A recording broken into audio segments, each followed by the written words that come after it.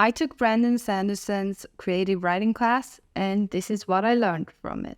So welcome back, lovely viewers, to my channel. My name is Natalie, and I'm an author and a marketer. Today, I wanted to talk about Brandon Sanderson's creative writing class for writers who want to write fantasy and sci-fi. If you haven't seen it yet, Brandon Sanderson actually posts it for free on his YouTube channel.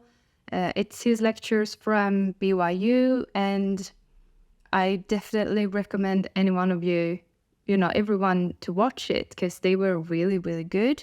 So a lot of you as like aspiring writers or already established ones might be looking for inspiration or motivation or, just new ways to learn more about the craft of writing. And when it comes to writing fantasy, it's actually like there are a lot to think about, sci-fi as well, because when you don't write about the existing world, you have to consider how and when to tell the reader like how the culture works, how maybe magic systems work, or what kind of creatures there are, what kind of world is it. And a lot of new writers make the mistake to, maybe info dump or not doing it well enough. So a great way to learn is to actually look at the to learn from someone that has already mastered the craft. For those of you who don't know who Brandon Sanderson is, he is a best-selling author. He has sold over 40 million copies of his books, and I don't know, he has written books like Mistborn, and he's an amazing author and an amazing teacher as well. So this review of his creative writing class, I won't go into depth with like exactly what he said and stuff like that, because I think that if you want to watch it, you should watch it yourself. But I will share my key takeaways and what I learned from it. So one of the most interesting things that I think he said, especially for new writers, is that he wrote, I think it was 14 manuscripts before he got published. And this is something that is important to remember, that you have to write and write and write and rewrite and learn the craft, because writing is a lifestyle and it's very much a craft. So don't feel discouraged just because, your first and your third manuscripts gets rejected. The reason why is probably that you haven't, learned how to become an as good writer as you will be. You might spend the next 20 years of your life writing books and never sell one. It's totally possible. In fact, it's more likely than you becoming me. That said, everyone I've known who's stuck with this 10 years or more and has written the books, none of them regret it. Every one of them is like, yeah, that was great. I'm so happy I did it. So happy I kept writing my stories. I'm sad I didn't sell. Yes, of course I am. I want to sell 1 million copies, Brandon, like you did. But it's good for me. I like it. The stories are great. I enjoy them. And maybe someday I'll make it. And, it might seem harsh that saying that you should just keep writing and write more and more and more. But I think that in this fast-paced society, it's really easy for us to think that, okay, well, I wrote a book, now it should get published. It doesn't really work like that, because a lot of people write books these days, and if you want it to be traditionally published, then you need to be really good at writing, and it also needs to be, good timing. You need to find an agent. There are a gazillion things surrounding it. But one important thing is that you need to write a lot to become a good writer, because you need to master how to write characters, plot, surroundings, setting, plot twists, intrigues, I don't know, so many things. So that is something that I'm taking with me, especially since I've decided to throw away 2 of my manuscripts and, rewrite them from scratch. I feel a little bit better knowing that now that I'm restarting it, I'm a much better writer because I've written a lot more.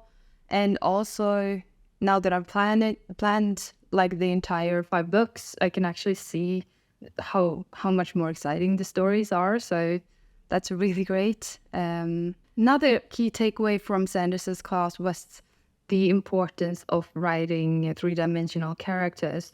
He talks a lot about this, how to create depth in character and what kind of characters he prefers to write.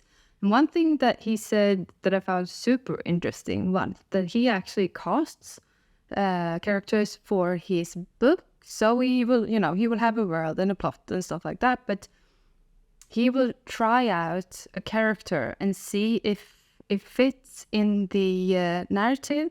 And if it doesn't fit, he will cast another one. So it's like going to an audition if you're an actor, I guess. And that is something that I'm definitely going to try, especially with the short story that I'm working on right now. I'm not sure if I've chosen the right main character. So maybe I should just recast the story with a different one. We'll see. As a writer, I've told you before, I generally outline my setting and my plot ahead of time. And my characters, I cast, meaning I say, all right, I'm going to try writing a character in this world.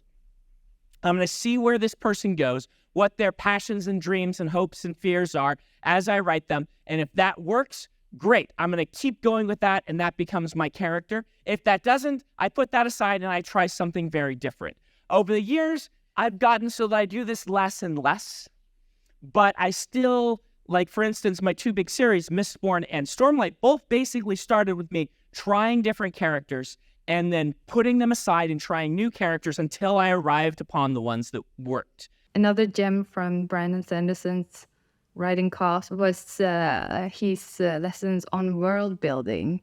Before attending his creative writers class, I actually thought that you had to choose between hard magic and soft magic.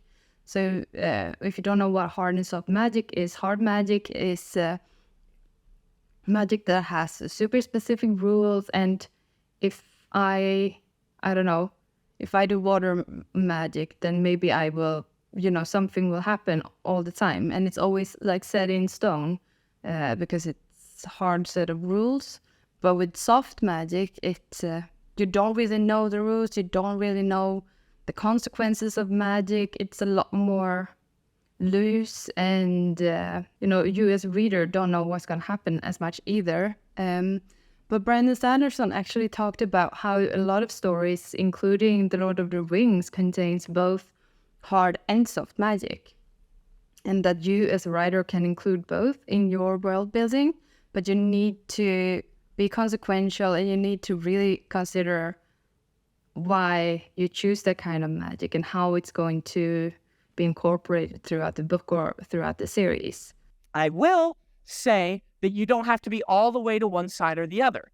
In fact, usually it's very handy to be right about here with even your hard magics so that you have the mystery tool, so that later on, if you're writing a series, you can expand the magic and leave some mystery in the first book that can later on be explored and explained.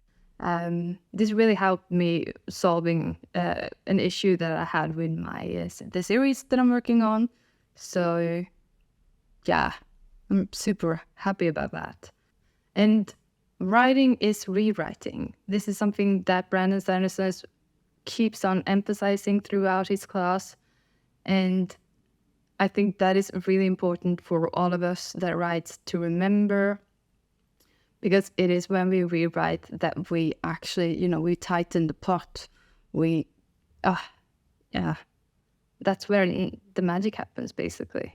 And yeah, I think I'm not going to talk that much more about Brandon Sanderson's writing class right now, because it was just so good. So you should go and watch it yourself, and bring a pen and pencil and enjoy. I watched it when I was at the gym, when I was running at the treadmill.